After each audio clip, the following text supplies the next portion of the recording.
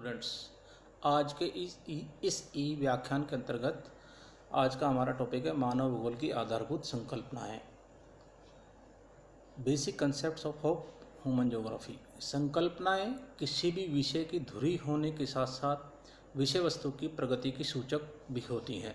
संकल्पनाओं के माध्यम से विषय सामग्री को सहजतापूर्वक समझकर सरल ढंग से व्यक्त किया जाता है और विषय के विकास में नवीनतम विधाओं का समावेश किया जाता है।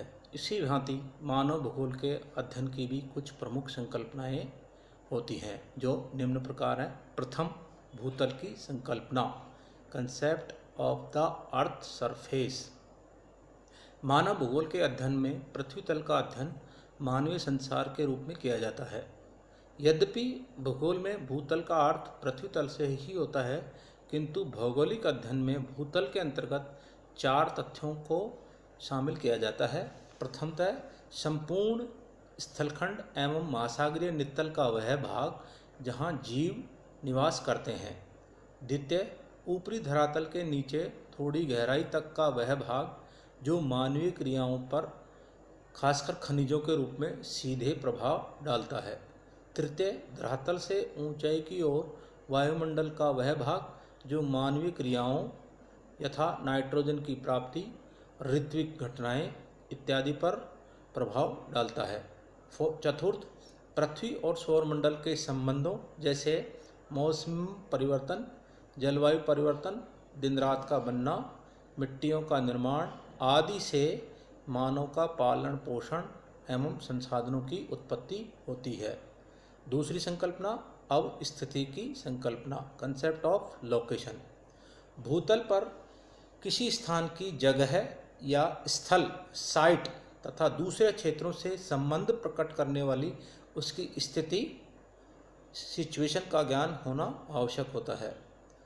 साइट अर्थात स्थल का मतलब किसी स्थान का मौका होता है जो कि स्थान की आंतरिक अवस्थिति को प्रकट करता है। किसी स्थान विशेष के स्थल पर स्थानीय शक्तियों और उनके पारस्परिक संबंधों का अध्ययन किया जाता है। जैसे एक नगर का स्थल चाहे मैदानी हो या नदी किनारे हो,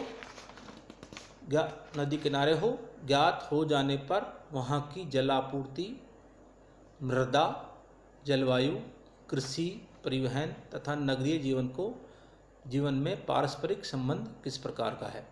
स्थिति, सिचुएशन का मतलब किसी स्थान की सापेक्षिक अथवा भौगोलिक अवस्थिति होता है जो कि स्थान की बाह्य अवस्थिति को प्रकट करती है। स्थिति के माध्यम से यह ज्ञात होता है कि एक स्थान अन्य दूसरे स्थानों से किस प्रकार संबंधित है।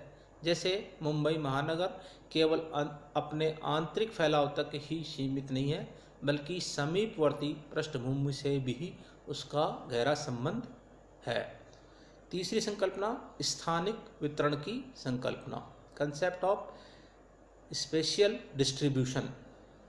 चूँकि भूतल पर प्रत्येक स्थान की एक विशेष अवस्थिति होती है, इसलिए एक स्थान से कोई एक तत्व छांटकर उसकी तुलना दूसरे स्थान के उसी तत्व से करते हैं तो यह उस तत्व का वितरण प्रतिरूप कहलाता है। मानव भूगोल में स्थानिक वितरणों का अध्ययन स्थानों के गुणों अर्थात स्वरूपों को समझने के लिए किया जाता है।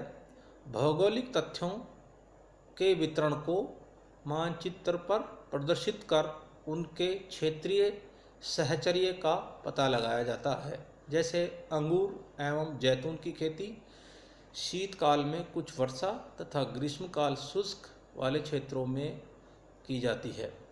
स्थानिक वितरण के 3 पक्ष होते हैं। प्रथम, घनत्व, किसी तत्व की बारंबारता।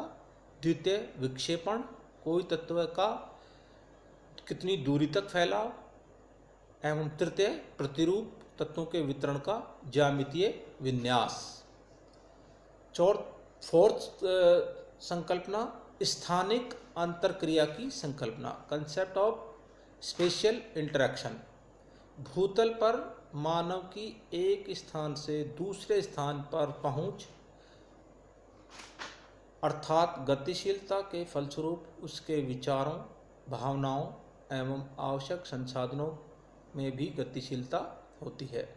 प्राकृतिक तत्वों की गतिशीलता जल एवं वायु द्वारा, वस्तुओं की गतिशीलता परिवहन साधनों द्वारा, विचारों की गतिशीलता संचार के साधनों, आपसी संवाद, पुस्तकों, समाचार पत्रों, पत्रिकाओं आदि के द्वारा होती है। स्थानों के बीच वस्तुओं, विचारों और मानव की गतिशीलता को स्थानिक पारस्परिक अंतरक्रिया कहते हैं। यह पारस्परिक अंतरक्रिया मुख्य रूप से परिसंचरण सर्कुलेशन, अभिगम्यता एक्सेसिबिलिटी और अवस्थिति लोकेशन इन तीनों पर आधारित होती है।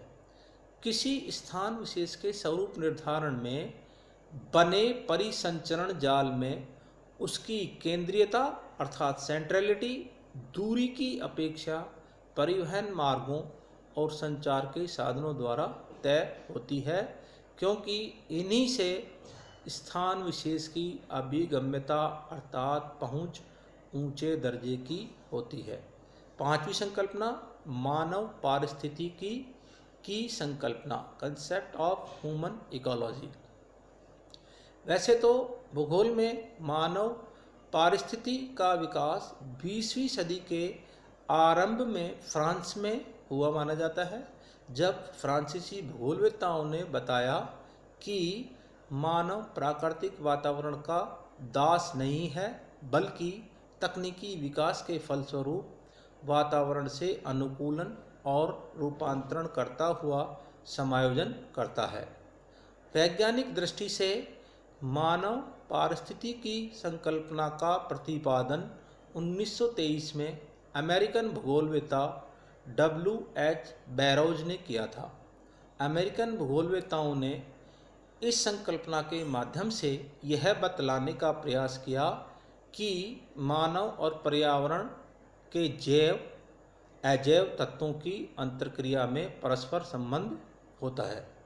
मानव पारिस्थितिकी का मूल तत्व यह है कि पौधों और पशुओं की तरह मानव को भी प्राकृतिक वातावरण में लगातार संघर्ष करना पड़ता है और इस संघर्ष की प्रक्रिया में निर्बलों का निष्कासन हो जाता है, जबकि मानव अपनी विविध इच्छाओं अर्थात चॉइसेस, इच्छा शक्ति, विल पावर और जीवन की मान्यताओं वैल्यूज के कारण उत्कृष्ट अनुकूलन करता रहता है।